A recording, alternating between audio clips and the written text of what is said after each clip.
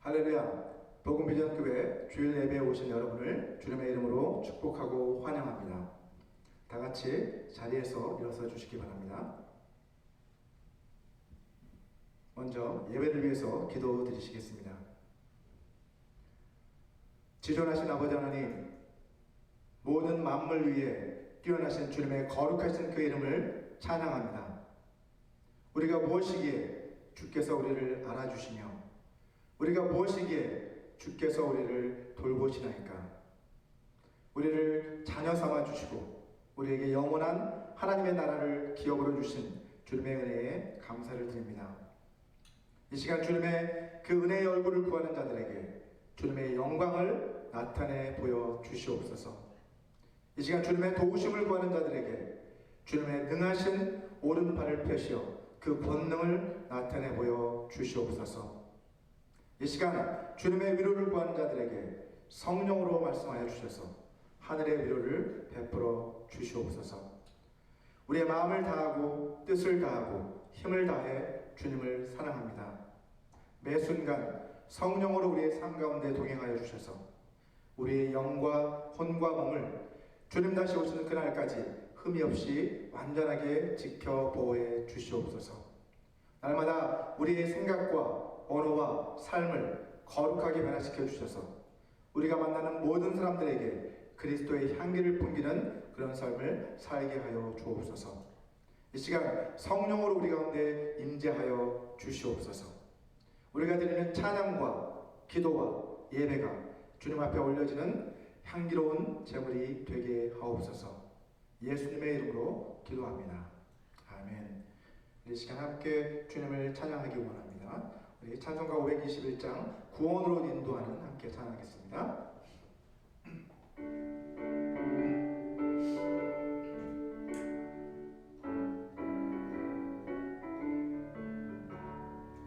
구원으로 인도하는 그 문은 참 좁으며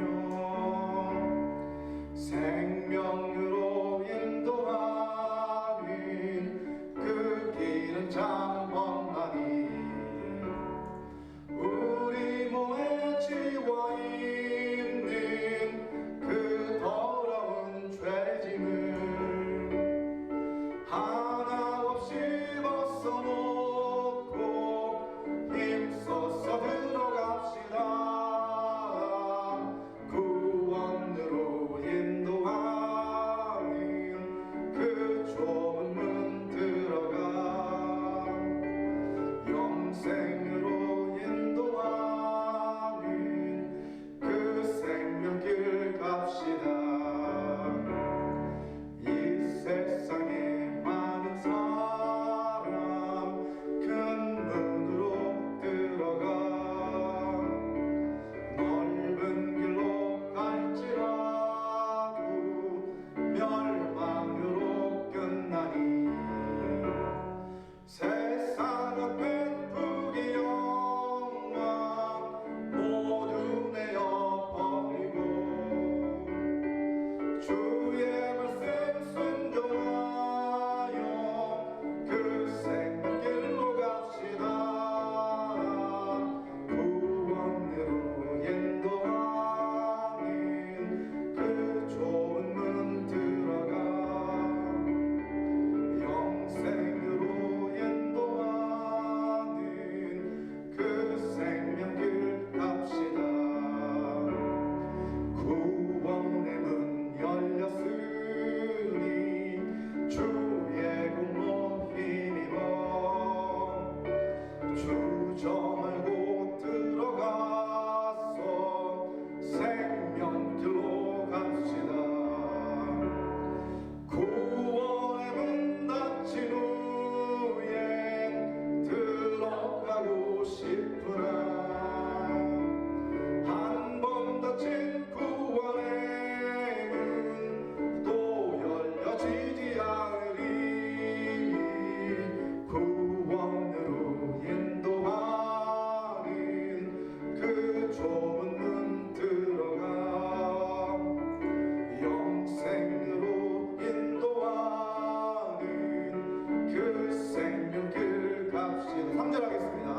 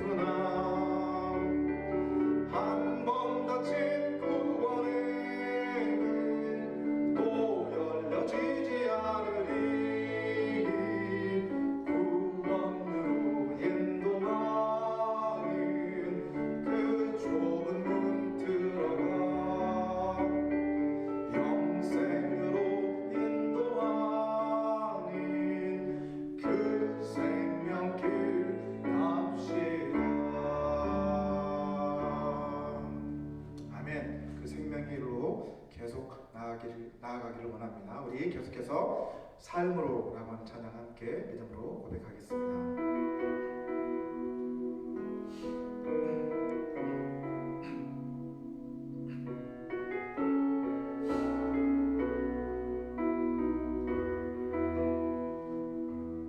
세상의 부활, 세상의 명예, 세상 자랑 모두 내려놓고 날 구한 십자가, 날 씻긴 보혈, 주의 은혜를 깊이 생각합니다. 나의 나된 것, 내 모든 것 다 거저 받은 선물, 내 삶을 은혜로 가득 채워주셨네. 나의 나된 것, 내 모든 것 다 거저 받은 선물, 내 삶을 주신 분께 다시 올려드리니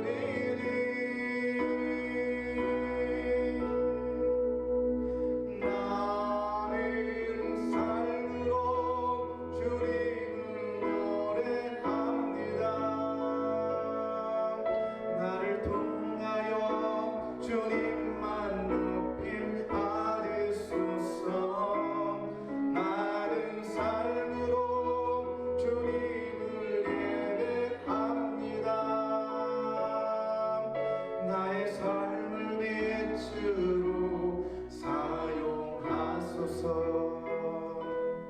세상의 부활,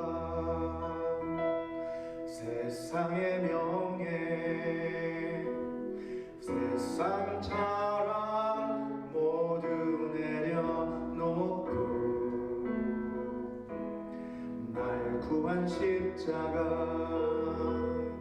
날 씻긴 보혈,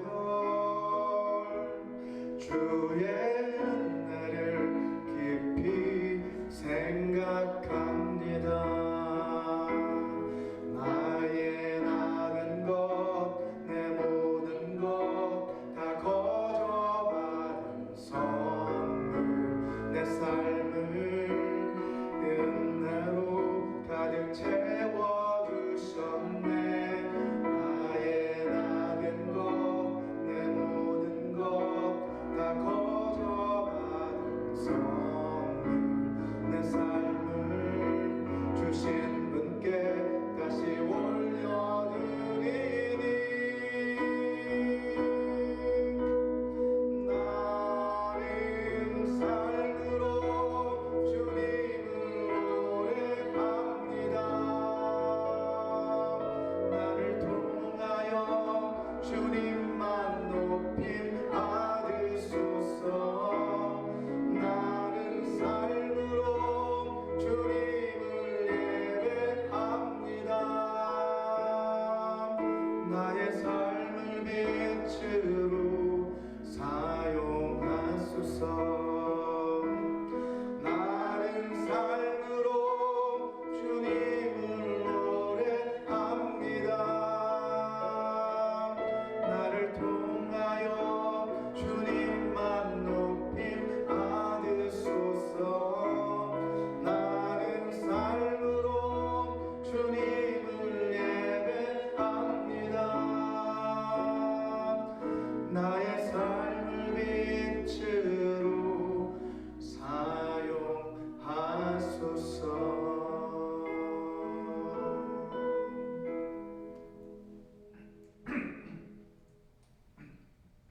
우리 마지막으로 나의 기도하는 것보다 함께 찬양하겠습니다.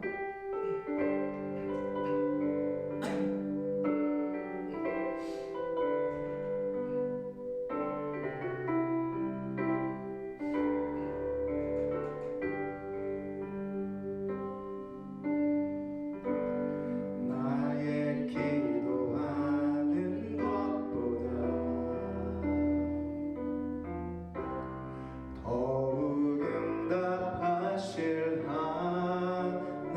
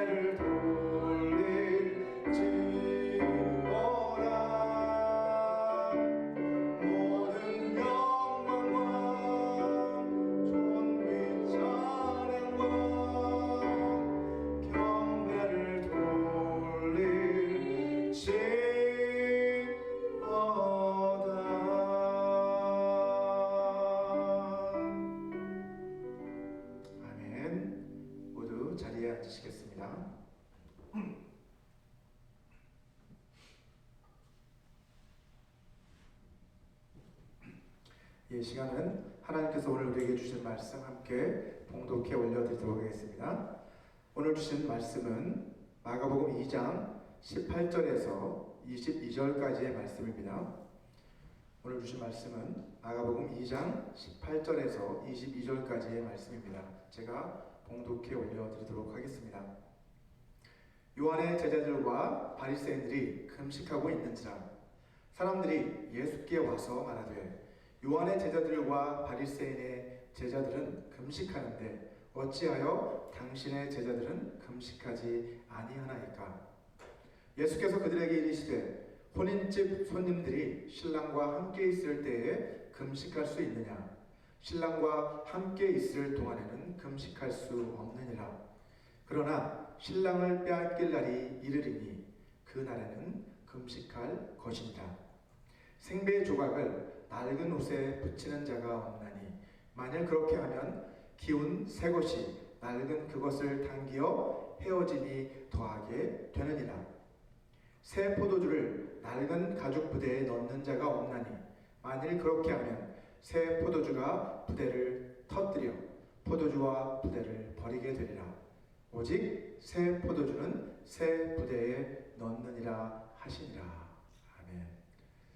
지난 시간에는 예수님과 제자들이 예수님을 만나서 변화된 세리 마태의 집에서 연회를 즐기고 있는 그 장면을 함께 살펴보았습니다. 그런데 이러한 그들의 모습을 지켜보고 있었던 바리새인들은 예수님의 제자들에게 다가가서 그들의 스승인 예수님에 대해서 비난을 했습니다. 자, 그런데 이번에는 먼저 예수님께 다가가서 그 제자들에 대해서 비난을 하고 있는 것을 볼 수 있습니다. 오늘 본문 18절 말씀을 보시면 요한의 제자들과 바리새인들이 금식하고 있는지라 사람들이 예수께 와서 말하되 요한의 제자들과 바리새인의 제자들은 금식하는데 어찌하여 당신의 제자들은 금식하지 아니하나이까? 라고 이렇게 비난을 하고 있습니다. 개역 개정에서는 사람들이 예수께 와서 말하되 라고 이렇게 번역을 하고 있지만 다음을 넘겨주시면 사실 헬라어 원문에 보면 주어가 없고 동사만 기록되어 있습니다. 자, 이 부분을 헬라어 원문 그대로 한번 직역을 해본다면 이렇게 번역을 할 수 있습니다. 요한의 제자들과 바리새인들이 금식을 하고 있었다. 그들이 그에게 와서 말했다. 이렇게 번역을 해볼 수 있습니다. 따라서 예수님을 찾아와 질문한 사람들은 금식을 하고 있던 요한의 제자들과 바리새인들이었다는 것을 알 수 있습니다. 이 구절의 병행 구절인 마태복음 9장 14절을 보시게 되면 예수님을 찾아와 질문한 사람들이 요한의 제자들이었다라고 그렇게 기록을 하고 있습니다. 그때 요한의 제자들이 예수께 나와봐 이르되 우리와 바리새인들은 금식하는데 어찌하여 당신의 제자들은 금식하지 아니하나이까? 라고 기록합니다. 자, 이 두 복음서의 내용을 종합을 해본다면 주님을 찾아오는 사람들 가운데는 바리새인들도 있었고 침례 요한의 제자들도 있었다는 것을 확인할 수 있습니다. 자, 그들은 자기들은 금식을 하는데 왜 주님의 제자들은 금식을 하지 않느냐라고 이렇게 묻습니다. 그들은 지금 예수님의 제자들이 금식을 하지 않는 그 이유가 궁금해서 이렇게 묻고 있는 것이 아니죠. 그들은 예수님을 지금 책잡기 위해서 이런 말을 하고 있는 것입니다. 자, 표면적으로는 제자들을 비난을 하고 있지만 사실은 누구를 비난하는 거예요? 그들의 스승인 예수님을 향한 비난이라고 할 수 있습니다. 율법의 규정에 따르면 매년 모든 유대인들은 의무적으로 금식을 해야만 했던 날이 있었습니다. 그날은 바로 유대 달력으로 일곱째 달 10일에 있는 대속죄일, The Day of Atonement라고 하는 그 날에 모든 유대인들은 금식을 해야만 했습니다. 자, 이날 말고도 유대인들은 불임절이라고 하는 그 절기가 있는데 이 불임절이 시작되기 그 전날에도 금식을 했습니다. 이 불임절은 구약의 에스더서에 기록되어 있는 것처럼 아하수에로 왕의 왕비였던 에스더가 모르드게의 권고로 죽음을 무릅쓰고 왕 앞에 나아가서 유대인들을 몰살시키려던 하만의 음모를 꺾고 유대인들을 멸망에서 구해낸 그 사건을 기념하는 절기가 바로 불임절입니다. 자, 그런데 이런 일반인들이 금식하는 날은 1년에 한 2차례, 3차례 이 정도 되는데 바리새인들은 아예 정해놓고 일주일에 2번씩 금식을 하는 그러한 사람들이었습니다. 누가복음 18장 12절 말씀을 보시면 나는 일해에 2번씩 금식하고 또 소득의 11조를 드리나이다. 이렇게 기도하는 바리새인의 기도를 확인할 수 있습니다. 이것은 예수님의 비유 가운데서 기도하러 성전에 올라간 두 사람, 곧 바리새인과 세리에 관한 비유, 그 비유에 나오는 바리새인의 기도입니다. 자, 그 당시 바리새인들은 경건 생활의 한 부분으로서 매주 월요일과 목요일 이렇게 일주일에 2번씩 매주 금식을 했다고 합니다. 아주 경건한 삶을 살았죠. 또한 누가복음 7장 33절에서 말씀하고 있는 것처럼 침례 요한, 이 침례 요한도 자기 스스로 금식과 절제의 삶을 살았던 그런 사람이었습니다. 침례 요한이 와서 떡도 먹지 아니하며 포도주도 마시지 아니하며 너희 말에 귀신이 들렸다 하더니 라고 기록하고 있죠. 자, 따라서 이러한 침례 요한의 제자들 역시 아마 그 스승을 본받아서 자주 금식을 했을 것입니다. 자, 이처럼 침례 요한의 제자들이나 바리새인들은 모두 아주 경건한 삶을 추구하는 그러한 사람들이었어요. 이런 그들이 보았을 때 지금 흥청거리면서 연회에서 먹고 마시는 그 예수님의 제자들의 그 모습은 경건한 삶과는 아주 거리가 먼 그러한 모습이었을 것입니다. 오늘 본문 19절을 한번 보시면 예수님께서는 비유를 하나 사용해서 그들의 질문에 답을 해주십니다. 예수께서 그들에게 이르시되 혼인집 손님들이 신랑과 함께 있을 때에 금식할 수 있느냐? 신랑과 함께 있을 동안에는 금식할 수 없느니라 라고 말씀하십니다. 자, 예수님께서는 자신을 신랑에 비유하고 계세요. 그리고 제자들은 그 혼인집에 초대받은 손님들의 비유를 하고 계십니다. 잔치집의 손님들은 어떻게 해야 됩니까, 여러분? 마땅히 신랑과 함께 기뻐해주는 사람들입니다. 혼인잔치는 사실 축하해주고 마음껏 즐기는 그 자리가 바로 혼인집 그 잔치잖아요. 따라서 신랑이신 예수님과 함께 잔치를 즐기고 있던 그 제자들은 금식할 필요가 없겠죠. 하지만 주님께서는 제자들이 곧 금식할 때가 올 것이다 라고 그렇게 말씀을 하십니다. 본문 20절 말씀입니다. 그러나 신랑을 빼앗길 날이 이르리니 그 날에는 금식할 것이니라. 자, 그때는 바로 제자들이 신랑이신 예수 그리스도를 빼앗기게 될 날이라고 말씀하세요. 신랑이신 예수님을 빼앗기게 될 날이 곧 올 것이다. 그날에는 금식하게 될 것이다. 그날은 예수님께서 고난당하시고 또 십자가에 달려 돌아가시게 될 그 날을 말하고 있는 것이죠. 그날이 되면 제자들은 모두 신랑을 잃은 그 슬픔 때문에 금식을 하게 될 것이라는 말씀입니다. 주님께서는 기뻐해야 될 때가 있는가 하면 우리가 슬퍼해야 될 또 그런 때가 있다라고 지금 말씀하시는 거예요. 슬퍼하면서 금식할 때도 있다라고 하는 것을 우리에게 가르쳐주고 계십니다. 전도서 3장 1절을 보시면 이렇게 말씀하죠. 범사에 기한이 있고 천하만사가 다 때가 있다라고 그렇게 말씀하고 있습니다. 자, 이어서 전도서 3장 4절을 보시면 울 때가 있고 웃을 때가 있으며 슬퍼할 때가 있고 춤출 때가 있다라고 그렇게 말씀을 하고 있습니다. 범사에는 다 그 맞는 때가 있다는 것이죠. 주님께서는 자신들이 제자들과 지금 함께 있기 때문에 지금은 금식하며 슬퍼할 때가 아니다. 지금은 오히려 기뻐할 때다라고 그렇게 말씀을 하고 계신 것입니다. 어떤 분들은 가끔씩 금식을 하는 것이 건강에도 아주 좋다라고 그렇게 말씀을 하시는 분도 계십니다.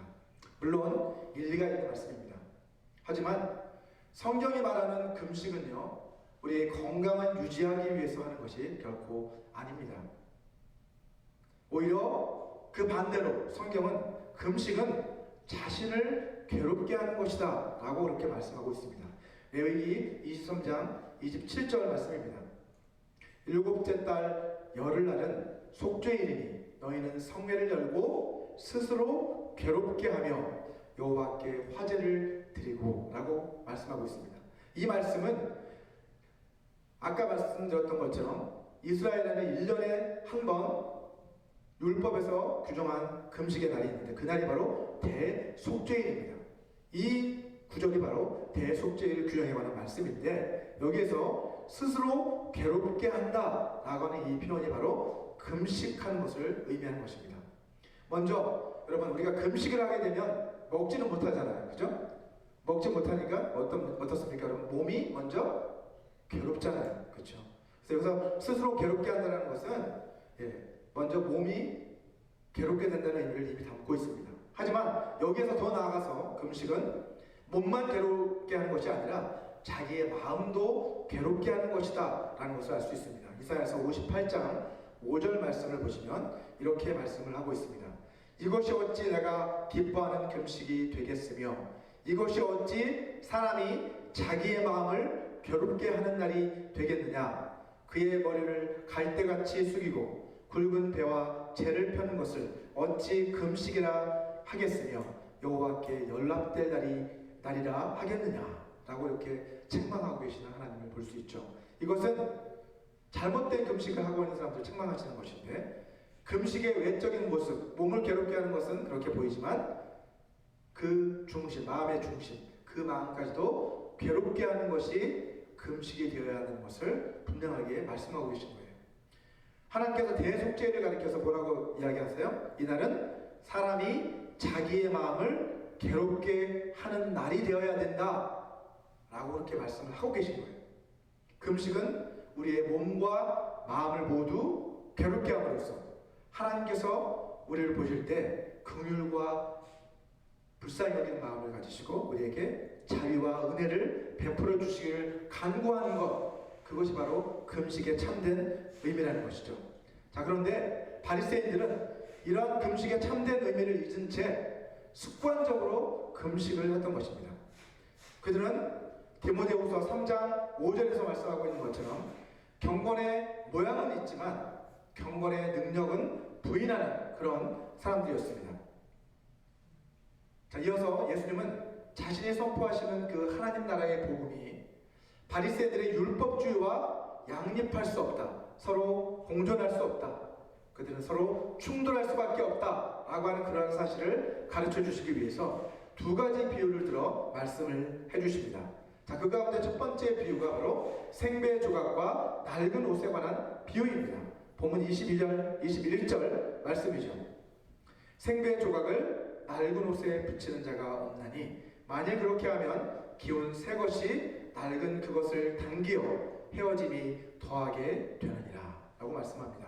자, 여러분, 옷이 낡아서 구멍이 났을 때 그 구멍을 막기 위해서 우리가 새로운 천 조각을 사용해서 패치를 하게 되잖아요. 자, 그렇게 되면 나중에 빨래를 하게 될 때 새로운 천 조각이 수축이 되면 그 낡은 옷을 잡아당겨서 그 구멍이 더 커지게 되겠죠. 그 더 많이 망가지게 된다라는 말씀을 하고 있는 것입니다. 요즘은 섬유의 질도 아주 좋아졌고 또 세탁기도 아주 좋아졌고 그래서 이런 일이 거의 일어나지 않죠. 사실은 옷에 구멍이 나면 또 우리가 패치를 하기보다는 어떻습니까? 이제는 아예 새 옷을 사 입는 그런 세상이 되었기 때문에 이런 일은 잘 일어나지 않습니다. 하지만 예수는 당시만 해도 주로 양털에서 뽑아낸 울 또는 마에서 뽑아낸 린넨과 같은 그러한 그 섬유가 사용이 되었기 때문에 그것이 보편적인 그 당시 옷감이었기 때문에 이처럼 옷을 기워서 입는 그러한 일들이 그 당시에는 아주 흔한 일이었습니다. 여러분, 오래된 옷은 여러 차례 빨래를 하는 그 과정을 통해서 이미 신축성 이렇게 줄어드는 그런 신축성이 다 사라져 버리죠. 그래서 더 이상 오래된 옷은 더 이상 빨래를 해도 줄어들지 않습니다. 하지만 새 옷감은 어떻습니까? 아직 신축성이 있기 때문에 아주 강하기 때문에 물에 젖게 되면 줄어들어 버립니다. 네, 그렇기 때문에 세천을 대서 패치를 한 그 낡은 옷은 물에 빨면 그 옷은 더 망가지게 될 수밖에 없는 것입니다. 자, 여기에서 낡은 옷은 바리새인들의 전통과 율법주의를 상징하고 있습니다. 자, 그리고 그 낡은 옷에 된 생배 조각은 예수님의 새로운 가르침을 상징하고 있습니다. 이 비유를 통해서 주님은 자신의 그 가르침은 율법주의를 보완하기 위한 그러한 수단이 결코 아니다 라고 하는 것을 지금 말씀하고 계신 것입니다. 자, 이어서 본문 22절을 한번 보시면 예수님께서 또 하나의 비유를 말씀을 해주시죠. 새 포도주를 낡은 가죽 부대에 넣는 자가 없나니 만일 그렇게 하면 새 포도주가 부대를 터뜨려 포도주와 부대를 버리게 되리라. 오직 새 포도주는 새 부대에 넣느니라 하시니라 라고 말씀하십니다. 자, 이 비유에서 새 포도주는 예수님의 새로운 가르침을 상징을 하고요, 낡은 가죽 부대는 바리새인들의 율법주의를 상징하고 있습니다. 자, 예수님께서는 지금 이 생배 조각이 낡은 옷보다 더 낫다, 그리고 새 포도주가 묵은 포도주보다 더 낫다 라고 하는 그런 말씀을 하고 계신 것이 아닙니다. 새 부대가 더 낫다 라는 말씀을 또 하고 계신 것이 아니죠. 제 아내는 제가 미국으로 유학을 와서 공부하는 동안 코인 런드리, 그리고 세탁소, 그리고 도넛 가게, 또 뷰티 서플라이, 그 다음에 식당, 테일러샵 이런 여러 곳에서 일을 하면서 제 뒷바라지를 했습니다. 자, 그 중에서 테일러 샵은 저도 그렇고 제 아내 자신도 그렇고 제 아내가 그런 곳에서 일을 할 것이라고는 전혀 상상지도 못했던 그러한 곳이 바로 테일러 샵이었습니다. 자, 그런데 이 테일러 샵에서 일하면서 제 아내가 경험한 것 가운데 가장 인상 깊었던 것 가운데 하나가 손님들이 가져오는 옷들 가운데서 새 옷은 별로 없고 낡고 오래된 옷이 훨씬 더 많다라는 그런 사실이었습니다. 의외로 많은 어르신들이 너무 낡아서 버려야 할 것 같은 그런 옷을 가져와서 아주 많은 돈을 주고 수선을 맡기는 그런 모습을 보면서 처음에는 잘 이해가 되지 않았다고 합니다. 하지만 그분들에게 있어서 그 옷들이 어떤 추억과 의미를 담고 있는지, 그리고 그분들이 얼마나 그 옷들을 사랑하고 아끼는지를 알고 나서는 그들이 왜 그렇게 수선을 하는지를 이해할 수 있게 되었다고 합니다. 여러분, 포도주의 경우도 그렇습니다. 여러분도 아시다시피 새 포도주보다 오래 숙성을 시킨 오래된 포도주가 훨씬 더 맛도 좋고 값비싼 포도주입니다. 그죠? 예수님은 지금 낡은 옷과 가죽 부대가 쓸모없다라고 말씀하고 계신 것이 결코 아니에요. 이전 것은 버려야 된다, 이런 말씀을 하시는 것이 아닙니다. 예수님이 이 비유들을 통해서 말씀하시려고 하시는 그 요지는 예수님이 선포하시는 하나님 나라의 복음은 율법주의를 보완하거나 조금 더 개선하기 위한 것이 결코 아니다. 그것은 이전 것들과는 전혀 다른 새로운 차원의 새로운 변화를 가져오게 되는 것이다 라고 하는 것을 지금 말씀하고 계신 것입니다. 여러분, 새 포도주는 새 부대라고 하는 이 표현은 정치인들도 즐겨 사용할 만큼 아주 유명하고 인기 있는 문구가 되어버렸습니다.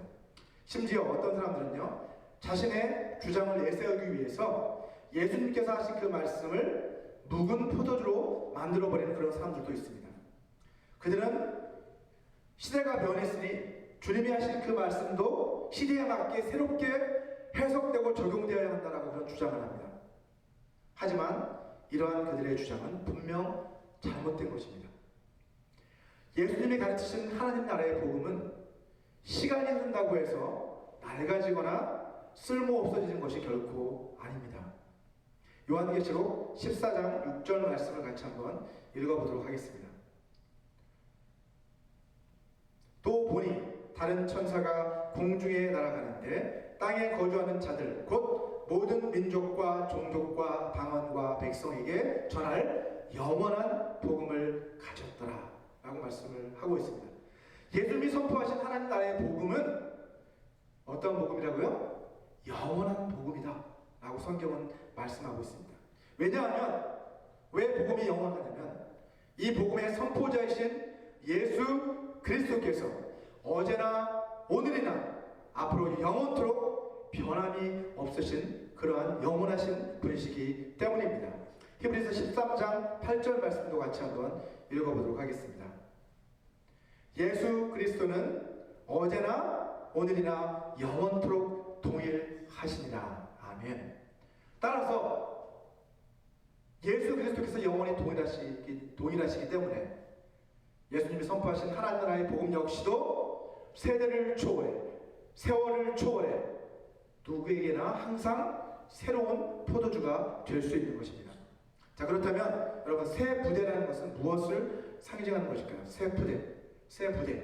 자, 새 부대는 예수님이 선포하시는 그 복음의 메시지를 듣고 거듭남을 통해서 변화된 새 사람을 상징하고, 또한 그 새 사람이 살아가는 새로운 삶의 방식을 상징하고 있는 것입니다.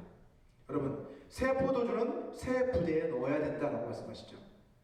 새 포도주인 하나님 나라의 복음이 전혀 새로운 차원의 것인 것처럼 이제 새 부대 역시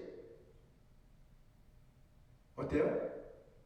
이제는 이전의 헌 부대와는 전혀 차원이 다른 새 것이 되어야 된다는 거예요.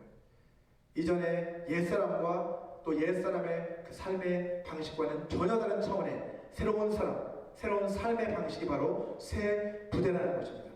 고린도후서 5장 17절 말씀을 보시면 이렇게 말씀합니다. 그런즉 누구든지 그리스도 안에 있으면 새로운 피조물이라. 이전 것은 지나갔으니 보라 새 것이 되었도다 라고 말씀합니다. 이러한 변화를 통한 새로운 사람, 새로운 피조물, 그것이 바로 새 사람이고 새 부대가 되어야 된다는 것이죠. 여러분, 새 부대는 하나님 나라에 합당한 삶의 태도를 또한 의미합니다. 사도 바울은 그것을 우리가 갈아입어야 할 새 옷의 비유를 하고 있습니다. 우리 에베소서 4장 22절부터 24절까지의 말씀도 다 같이 한번 읽어보도록 하겠습니다. 새 부대는 우리의 변화된 거듭난 새 사람을 상징하기도 하고 또한 우리의 새로운 삶의 방식을 또한 의미하기도 한다고 말씀드렸습니다. 우리 에베소서 4장 22절에서 24절 같이 읽겠습니다. 시작. 너희는 유혹의 욕심을 따라 썩어져가는 구습을 따르는 옛사람을 벗어버리고 오직 너희의 심령이 새롭게 되어 하나님을 따라 의와 진리의 거룩함으로 지으심을 받은 새 사람을 입으라 라고 바울은 권면하고 있습니다. 여러분, 새 포도주인 복음, 그 복음의 메시지를 듣고 변화되어진 우리 그리스도인들, 우리들은 거듭나는 그 순간부터 어떻게 되는 거예요? 새로운 피조물, 곧 새 사람으로 변화가 되는 거예요. 그리고 새 사람으로 변화되어서 이제는 이전의 삶의 방식과는 전혀 다른 새로운 삶의 방식과 태도를 가지고 살아가는 사람들, 그 사람들이 바로 참된 그리스도인들인 것입니다. 이것이 바로 새 포도주는 새 부대에 넣어야 한다는 것의 의미입니다. 하지만 여러분, 안타깝게도 많은 그리스도인들이 죄악된 옛사람의 그 습관을 벗어버리지 못하고 살아가는 경우가 너무나도 많습니다. 사도 베드로는 이런 사람들을 향해서 다음과 같이 경고하고 있습니다. 우리 베드로후서 2장 20절부터 22절까지 말씀도 같이 한번 읽어보도록 하겠습니다. 시작. 만일 그들이 우리 주 되신 구주 예수 그리스도를 알므로 세상의 더러움을 피한 후에 다시 그 중에 얽매이고 지면 그 나중 형편이 처음보다 더 심하리니 라고 이렇게 경고하고 있습니다. 21절 보시면 의의 도를 안 후에 받은 거룩한 명령을 저버리는 것보다 알지 못하는 것이 도리어 그들에게 나으니라. 참된 속담에 이르기를 개가 그 토하였던 곳에 돌아가고 돼지가 씻었다가 더러운 구덩이에 도로 누웠다 하는 말이 그들에게 응하였도다. 자, 이러한 비유를 들어 베드로 역시 우리 믿는 자들을 향해 경고를 하고 있습니다. 만약 은혜의 복음을 듣고 나서 변화된 이후에 또다시 죄악된 옛사람의 습관에 얽매여서 그런 죄의 종이 되어 살아간다면 그것은 마치 뭐와 같다는 거예요? 마치 개가 자기가 토했던 그곳에 돌아가고 또 돼지가 씻고 나서 더러운 구덩이에 도로 눕는 것이나 다를 것이 없다라고 그렇게 말씀하고 있는 거예요. 이것은 마치 생배 조각을 낡은 옷에 붙이려는 그런 어리석은 짓, 그리고 새 포도주를 낡은 가죽 부대에 넣는 그런 어리석은 짓과 마찬가지라는 거예요. 새 포도주는 여러분 새 부대에 넣어야만 합니다. 하나님 나라의 복음을 믿고 그 나라의 시민이 되었다고 한다면 이제 우리는 하나님 나라의 그 법을 따라 살아가는 하나님 나라의 백성이 되어야만 합니다.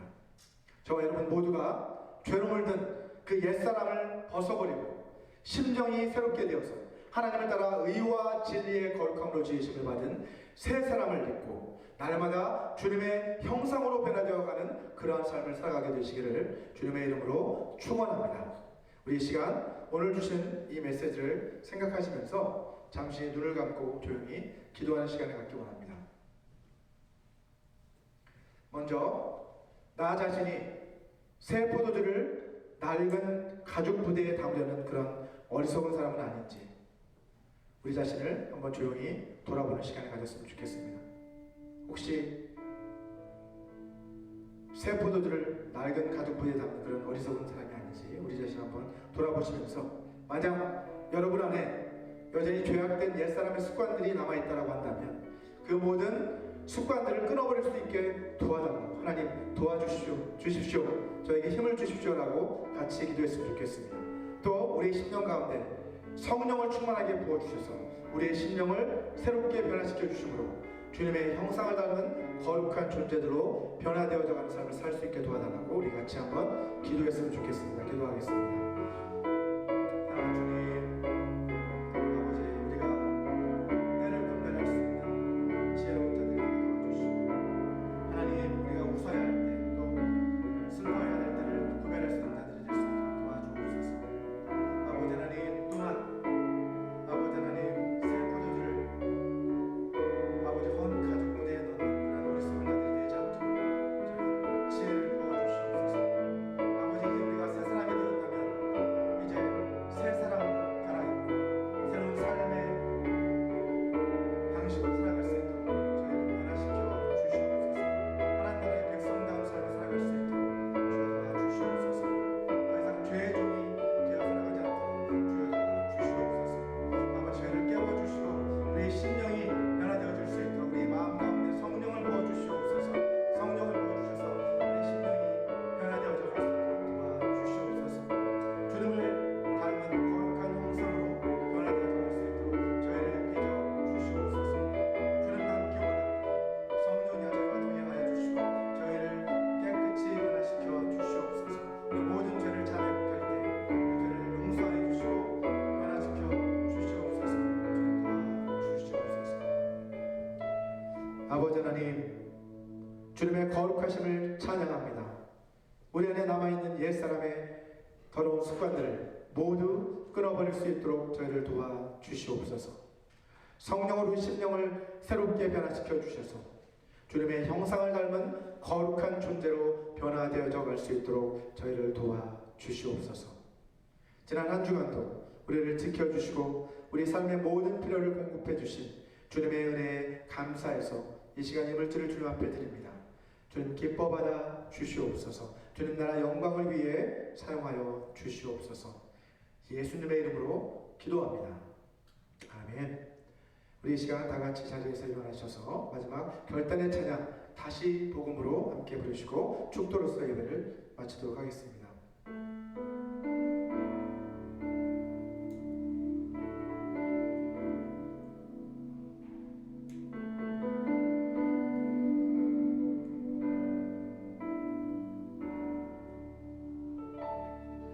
하나님 독생자 예수 그리스도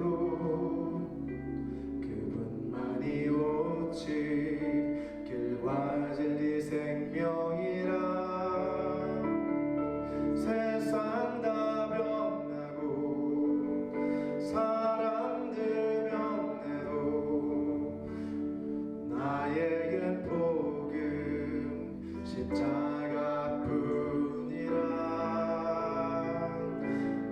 하나님 독생자 예수 그리스도 그분만이 나의 길과 진리 생명이라. 세상이 비웃고 사람들 떠나도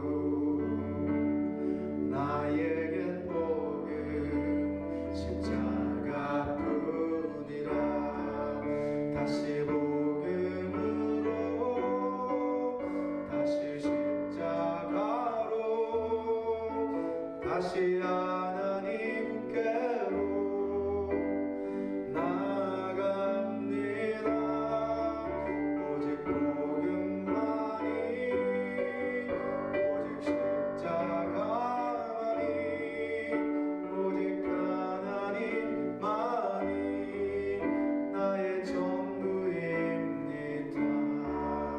다시 복음으로 다시 십자가로